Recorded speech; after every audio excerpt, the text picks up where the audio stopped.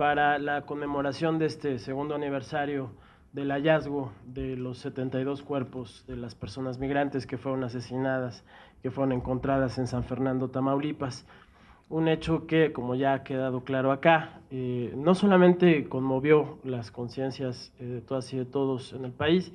sino que además dejó en claro muchas cosas que ya sabíamos, pero que el gobierno federal y los gobiernos locales se habían negado a reconocer. La realidad de los secuestros de un numeroso grupo de personas que cruzan nuestro país a manos de la criminalidad organizada,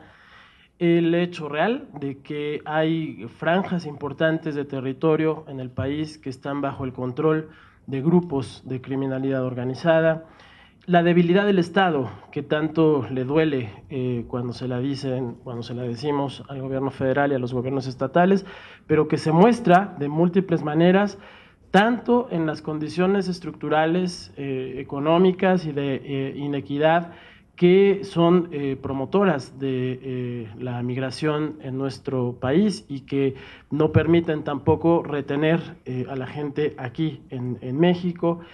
Esta negación sistemática de la realidad, de lo que está ocurriendo a lo largo y ancho del país con motivo de esta absurda guerra contra los cárteles criminales, la criminalización de la ayuda, que eso me parece una de las cosas con las que contra la que tenemos que reaccionar con mayor capacidad de indignación, porque no solamente esta debilidad se muestra en la incapacidad de generar un sistema de protección federal o local, ¿no? Un sistema nacional institucional de protección, sino además en múltiples circunstancias en las que vemos la obstaculización del trabajo de quienes, desde la defensa de los derechos de los migrantes, han dedicado toda una vida precisamente a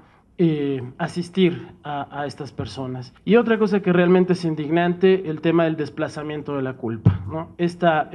argumento del gobierno federal que afirma que lo que pasa con las y los migrantes es culpa de la criminalidad organizada. Me parece que es muy importante dejar en claro que el tema no es quién tiene la culpa, sino quién tiene la responsabilidad de prevenir, de resolver,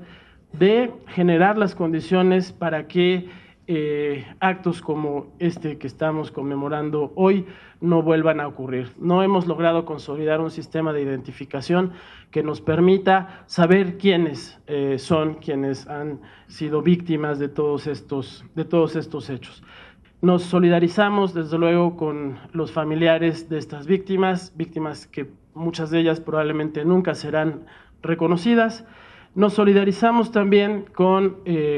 los más de 400,000 migrantes que cruzan anualmente la frontera sur, con los muchos miles que lo hacen desde el territorio nacional hacia los Estados Unidos, y de manera muy especial nos solidarizamos también y actuamos conjuntamente, nos conmovemos en el sentido literal de la palabra, con todas y todos quienes dedican su vida a la defensa de los derechos de las personas migrantes. Sin duda que el dejar en la impunidad los crímenes que están caracterizando la vida de nuestro país en estos años significa alentar a las organizaciones criminales. El día de ayer fue noticia de que de 7 cárteles con los que inició este régimen, termina con 25 cárteles. Lo que nosotros leemos, quienes trabajamos directamente con los migrantes, lo que nosotros leemos en esta cadena de impunidades en las que se permite actuar al crimen organizado con respecto a un grupo vulnerable como es la población migrante, significa sufrimiento, significa muerte, significa tortura, significa destrucción no solamente de las personas migrantes, sino de familias enteras. Porque los migrantes que abandonan su tierra, abandonan su patria, abandonan a su familia, lo hacen con la esperanza de mejorar la vida de esas familias. Pero también el otro asunto que afecta terriblemente la vida del país es la infiltración que el crimen organizado ha hecho durante todos estos años dentro de las estructuras de la función pública. El caso San Fernando es un caso que típicamente dibuja esta complicidad de quienes están en los retenes supuestamente para capturar a los migrantes y hacerlos y deportarlos. Las descripciones que nosotros escuchamos de lo que viven allí dentro de estas casas es horrendo. Esto es lo que significa sufrimiento,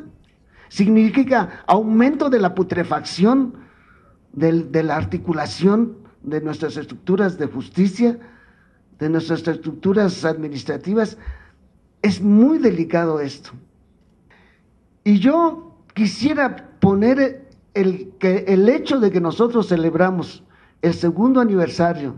de esta masacre de San Fernando en el contexto postelectoral. Sí, no puedo quedarme callado en esto. La manera como se están llevando las cosas en la calificación del proceso. Es absurdo que personas como los miembros de los equipos de medios de comunicación muy responsables, con una responsabilidad cívica y con una responsabilidad política muy fuerte, han identificado los circuitos por donde pasa el dinero sucio, los circuitos que siguieron los dineros con los que se compró el voto. Nos van a dejar en manos otra vez que este proceso electoral sirvió para que se fortaleciera el crimen organizado y que los tratos de impunidad que hace el régimen actual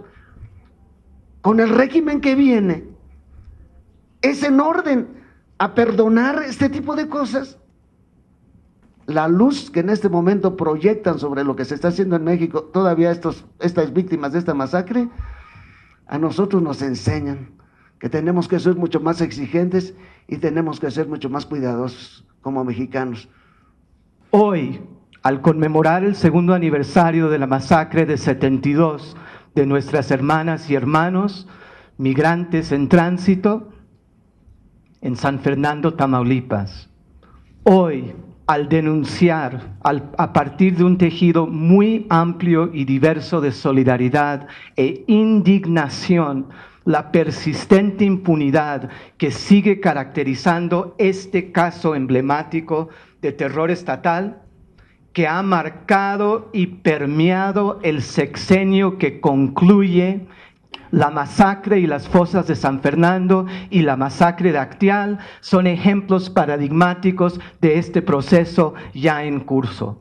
Hoy conmemoramos y nos comprometemos a darle seguimiento desde el espacio del capítulo mexicano del Tribunal Permanente de los Pueblos hasta sus últimas consecuencias a la demanda de justicia, verdad, reparación integral, individual y colectiva y no repetición de todas las conductas y políticas, todas las acciones y omisiones que han constituido una política de terror estatal en curso contra las y los migrantes en tránsito y que hicieron posible y perfectamente predecible y prevenible la masacre de San Fernando y las fosas que nos siguen interpelando. El TPP se compromete, el Tribunal Permanente de los Pueblos, a darle seguimiento a la hipótesis planteada aquí hace 2 años, que caracteriza la masacre como crimen de Estado,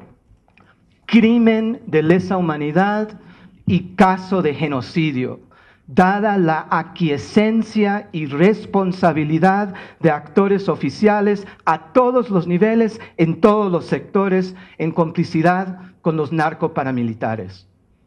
En esta fecha en que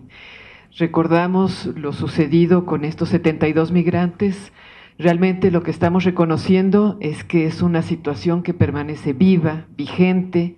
y que seguirá de esta manera mientras no se castigue de manera clara y contundente a los responsables, mientras no se elimine la impunidad. Es una situación tan viva que nos han dicho los compañeros que trabajan en las casas de migrantes. Por ejemplo, llegan 4,000, 6,000 a las casas de migrantes del sur y reciben 2,000 o 1,000 en las casas de migrantes del norte. Hay una pérdida de migrantes en el camino. Nadie sabe qué está pasando. Encontramos casas de seguridad con cientos de lugares para retener a las personas. Y en un problema de esta magnitud, de esta gravedad, de este costo humano, no tiene espacio en la agenda nacional. Sí creo que nos toca como sociedad civil, de alguna manera es la sociedad civil la que ha retomado la responsabilidad de proteger a los migrantes, pero nos toca exigir que se termine con esta impunidad, fundada principalmente, como decía don Raúl, en los poderes formales, todos los niveles de gobierno, en los grupos de interés engarzados con los grupos criminales.